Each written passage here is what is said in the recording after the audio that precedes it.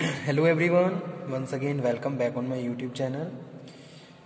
Today we are going to start the topic cognitive dissonance theory of attitude. Okay, so let's begin the topic. Cognitive dissonance theory attitude. ठीक है, तो आज के session में हम ये डिस्कस करेंगे एटीट्यूड की एक थ्योरी या फिर मॉडल. इसको हम मॉडल भी बोलते हैं कि भाई एटीट्यूड का मॉडल है कॉग्निटिव डिसोनेंस, तो वो डिस्कस कर रहे हैं. तो है क्या, सबसे पहले हम ये फाइंड आउट करते हैं या ये डिस्कस करते हैं कि भाई ये थ्योरी है क्या, क्या ये मॉडल है और इसमें किस चीज़ का जिक्र किया गया है. ठीक है, तो जैसे कि हमें पता है एटीट्यूड के बारे में, भाई एटीट्यूड है क्या. एटीट्यूड क्या है, attitudes are like and dislike. एक तरीके से क्या है, attitude is a evaluative statement about either favourable और अनफेवरेबल. अगर आप किसी भी ऑर्गेनाइजेशन में जॉब करते हैं तो उस जॉब के रिगार्डिंग या तो हमारा फेवरेबल बिहेवियर होगा या हमारा अनफेवरेबल बिहेवियर होगा. तो वही चीज हम यहाँ पे कह रहे हैं कि attitude is defined as a evaluative statement और जजमेंट आइदर फेवरेबल और unfavourable about concerning object, people और इवेंट. किसी भी ऑब्जेक्ट के लिए, किसी भी प्यूपिल के लिए या किसी भी इवेंट के लिए या तो हम फेवरेबली बिहेव करेंगे या मतलब मीन्स टू से कि या तो हम उसको लाइक करेंगे या डिसलाइक करेंगे. तो ये हमारा जो भी आउटकम है, जो बिहेवियर है, ये हमारा एटीट्यूड है.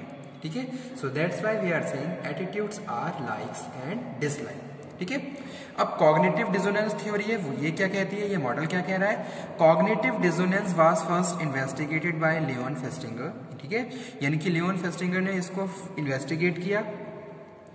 Cognitive dissonance refers to situation involving conflicted attitude, belief और बिहेवियर. ठीक है, अगर हम कॉग्निटिव डिसोनेंस की बात कर रहे हैं तो क्या है, ये एक सिचुएशन है जिसमें हम क्या है इन्वॉल्व हो रहे हैं, किसमें, कॉन्फ्लिक्ट में. तो यहाँ पे ये जो कॉन्फ्लिक्ट है इसको आप प्रॉपर कंसीडर करिए. देखिए कॉन्फ्लिक्ट, ठीक है, यानी कि हमारे माइंड में क्या है, एक कॉन्फ्लिक्ट अराइज हो रहा है, हम कॉन्फ्लिक्ट में इन्वॉल्व हो रहे हैं.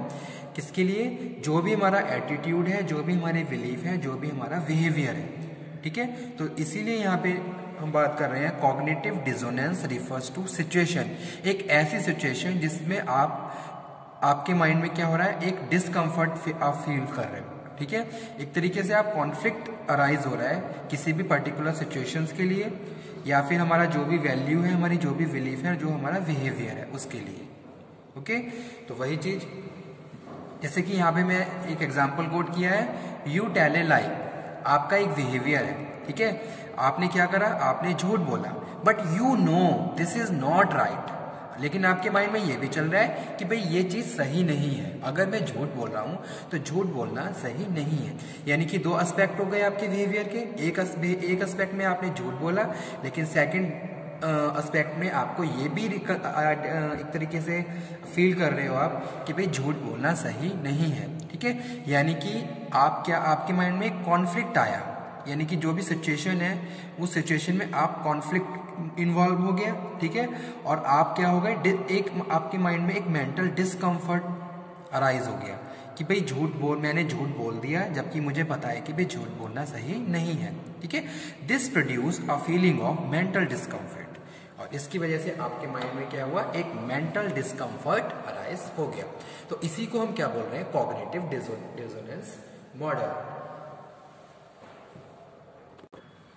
यानी कि जो भी आपका ये बिहेवियर है इसकी वजह से आपके माइंड में एक मेंटल डिस्कम्फर्ट अराइज हो गया, तो इसी को हम कॉग्निटिव डिसोनेंस बोलते हैं. ठीक है, और जो कि कॉन्ट्राडिक्टरी और inconsistency in behaviour. Now what cause of cognitive dissonance, क्या क्या कारण होते हैं कॉग्निटिव डिसोनेंस के. तो यहाँ पे फर्स्ट लिखा हुआ है स्टूडेंट, फोर्स्ड कंप्लायंस बिहेवियर. जैसे कि सपोज आप अंडर प्रेशर काम कर रहे हो, आप विलिंगली उस टास्क को परफॉर्म नहीं कर रहे हो जो भी आपसे परफॉर्म करवाया जा रहा है. Suppose you are working in the organisation and you are doing something different. ठीक है, जो आपके इंटरेस्ट के बियॉन्ड है, आपके इंटरेस्ट के हिसाब से नहीं है, या फिर आप कुछ ऐसा कर रहे हो जो कि सही नहीं है, but you know very well it is not good. ठीक है। ये आपके एथिक्स, आपके वैल्यूज में नहीं आता है, लेकिन ड्यू टू अंडर प्रेशर, चाहे वो बॉस का प्रेशर है या फिर ऑर्गेनाइजेशन का प्रेशर है, आप उसको परफॉर्म कर रहे हो, ठीक है। तो वो यहाँ पे फर्स्ट कॉज है कॉग्निटिव डिसोनेंस का अराइज होने का, जो कि है फोर्स्ड कंप्लायंस बिहेवियर, यानी कि फोर्सफुली आप क्या कर रहे हो, काम कर रहे हो, और जिसकी वजह से आपके माइंड में एक मेंटल डिस्कम्फर्ट फील हो रहा है, ठीक है। सेकंड है डिसीजन मेकिंग। डिसीजन मेकिंग में हम स्टूडेंट बात कर रहे हैं, decision making also arise cognitive dissonance. How? See here, choice of you have various alternatives. अगर आपके पास बहुत सारे अल्टरनेटिव्स हैं, देन आप इजीली उनको सिलेक्ट नहीं कर पा रहे हो, चॉइस नहीं कर पा रहे हो, ठीक है। बट आपको पता है कि अगर आपके पास 2 या 3 अल्टरनेटिव्स हैं, तीनों ही आपके लिए क्या है, बेस्ट है। जैसे सपोज आप किसी भी शॉपिंग करने के लिए जा रहे हो, ठीक है। आपने कोई भी आप अपने लिए कोई भी चीज खरीद रहे हो, ठीक है, लेकिन अगर आपके पास 2 अल्टरनेटिव है, दोनों ही आपको बहुत ज्यादा पसंद आ रहे हैं, दोनों ही आपके हिसाब से प्रॉपर हैं, लेकिन उस टाइम आप उनको सिलेक्ट करने में क्या है, आपकी डिसीजन मेकिंग क्या है, वहां पे क्या कर रही है, सफर कर रही है, ठीक है। तो फिर उस टाइम क्या होगा, एक कॉग्निटिव डिसोनेंस, यानी कि एक मेंटल डिस्कम्फर्ट अराइज होगा आपके माइंड में, ठीक है। तो वो क्या है, डिसीजन मेकिंग, ओके। इसका एक एग्जांपल ये भी हो सकता है कि भाई आप एक तो क्या है कि भाई आप पैसा कमा रहे हो, लेकिन पैसा कमा रहे हो उसके साथ साथ आपको कुछ अनएथिकल भी करना पड़ रहा है, और एक सेकंड अल्टरनेटिव ये भी है कि भाई आप बहुत हार्ड वर्क कर रहे हो, लेकिन आपको अपने एफर्ट्स के हिसाब से आपको अट्रैक्टिव रिवॉर्ड्स नहीं मिल रहे हैं, ठीक है। अब दोनों में क्या है, there is a huge difference. आप क्या कर रहे हो, डिसीजन मेकिंग कर रहे हो। तो सेकंड जो कॉज है कॉग्निटिव डिसोनेंस का, वही है डिसीजन मेकिंग। थर्ड है एफर्ट्स। एफर्ट्स में हम बात कर रहे हैं, अगर हम हाई एफर्ट्स यूज करेंगे तो हमारी एक्सपेक्टेशन भी क्या रहेगी, हाई रहेगी, हमें अट्रैक्टिवनेस रिवॉर्ड चाहिए, ठीक है। जैसे सपोज कोई भी स्टूडेंट कोई प्रोग्राम कर रहा है, जैसे कोई कंप्यूटर का प्रोग्राम कर रहे हैं, उसके बाद उसको जॉब मिली, ठीक है, अच्छी जॉब है, लेकिन उसको इंटरेस्ट नहीं आ रहा है उस जॉब में, तो उसको ऐसा लगेगा कि भाई मैंने इतने एफर्ट्स लगाए, उसके बाद इस जॉब में मुझे इंटरेस्ट नहीं आ रहा है, ठीक है। तो एफर्ट्स के हिसाब से अगर हमें प्रॉपर हमारा जो आउटकम है वो अट्रैक्टिव ना हो, और जहाँ हमारे इंटरेस्ट के हिसाब से ना मिले, तो वहाँ पे भी फिर क्या होता है, हम मेंटली डिस्कम्फर्ट फील करते हैं और एक कॉग्निटिव डिसोनेंस राइज हो जाता है, ठीक है। तो वो चीज़ यहाँ पे हम डिस्कस कर रहे हैं।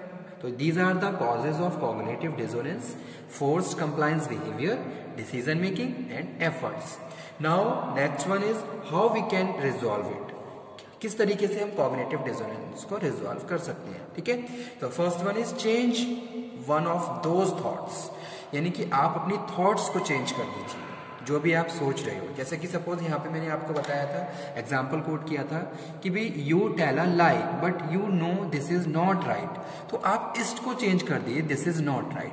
आप यहाँ पे कुछ और अपना मिथ भी बना सकते हैं कि भाई in certain cases tell a lie can be good, कुछ सही हो सकता है। अगर हम सही काम के लिए झूठ बोल रहे हैं तो वो सही चीजों में काउंट किया जाता है, ठीक है। तो पहला यही है, change one of those thoughts जिसकी वजह से आप मेंटल डिस्कम्फर्ट फील कर रहे हो, ठीक है। यानी कि ये चीज आपने इस थॉट को अपने माइंड से हटा दिया कि भाई झूठ बोलना सही नहीं है। ऑल केसेस में, कुछ केसेस में आप झूठ बोल सकते हो जहां हम किसी के भलाई के लिए झूठ बोल रहे हैं, ठीक है। सेकेंड है चेंज द बिहेवियर, या फिर आप क्या करो, अपना जो बिहेवियर है उसको ही चेंज कर दो। जैसे कि आपने जो झूठ बोला, आप कभी झूठ बोलो ही नहीं। अगर आप झूठ नहीं बोलोगे तो कभी भी आपके माइंड में मेंटल डिस्कम्फर्ट नहीं होगा, ठीक है, और कोई जो भी डिसोनेंस है वो रिजॉल्व हो सकता है।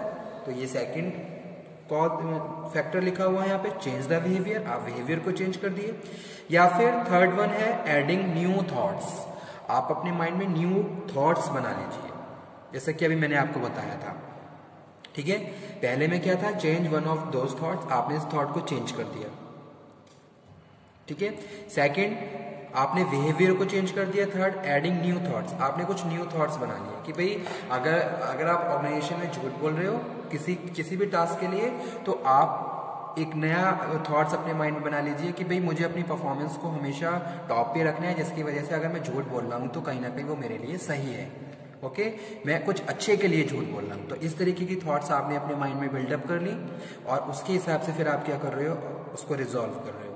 और फोर्थ वन है reducing the importance of beliefs, यानी कि जो भी आपने बिलीव्स अपने माइंड में बना रखे हैं उसकी इंपॉर्टेंस को आपने कम कर दिया। ठीक है, आप सोच रहे हो चलो कोई नहीं, अगर एक दो बार हमने झूठ बोल भी दिया तो कोई नहीं, ठीक है, it is not every time हम झूठ नहीं बोलेंगे, लेकिन कभी कभी अगर ऐसा कुछ हो गया है तो वो ऐसा नहीं है कि उसकी वजह से हमें कुछ इमीडिएटली हमें कुछ पनिशमेंट मिल जाएगी या कुछ उसका नेगेटिव एस्पेक्ट हमारे ऊपर पड़ेगा। ठीक है, तो ये थे how we can resolve dissonance. Okay, so यही है कॉग्निटिव डिसोनेंट थ्योरी या फिर cognitive dissonant model of attitude. Okay, यानी कि एक ऐसी कॉग्निटिव डिसोनेंस क्या है? Cognitive dissonance refers to situation, एक ऐसी सिचुएशन है जिसमें हमारे पर हम जो भी बिहेव कर रहे हैं उसकी वजह से हमारे माइंड में एक मेंटल डिस्कम्फर्ट अराइज हो जाता है। So that's why we are saying cognitive dissonance refers to situation involving conflicting attitude, यानी कि कॉन्फ्लिक्ट अराइज हो जाता है हमारे माइंड में, कॉन्फ्लिक्टेड एटीट्यूड, बिलीफ और बिहेवियर। ठीक है, okay students, thank you very much आज के इस टॉपिक के लिए। इसी तरीके से आगे हम कंटिन्यू करेंगे नेक्स्ट टॉपिक्स को। होप सो आपको आज का सेशन बहुत अच्छा हो लगा हो, पसंद भी आया हो, एंड अगर आपको किसी टॉपिक में प्रॉब्लम है तो आप भी दोबारा से डिस्कस कर सकते हैं। So this theory is also important for exam point of view, so note down and markup कर लीजिए।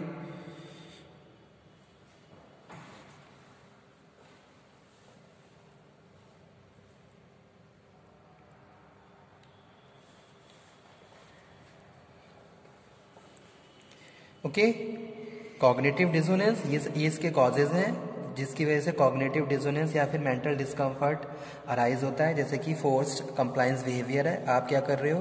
फोर्सफुली किसी काम को कर रहे हो, जैसे किसी पेपर पर साइन कर रहे हो, फोर्सफुली आप साइन कर रहे हो। ठीक है, आपने साइन तो कर दिया लेकिन आपके माइंड में ये चल रहा है कि मैंने साइन कर दिया, जो कि बहुत ज़्यादा गलत है।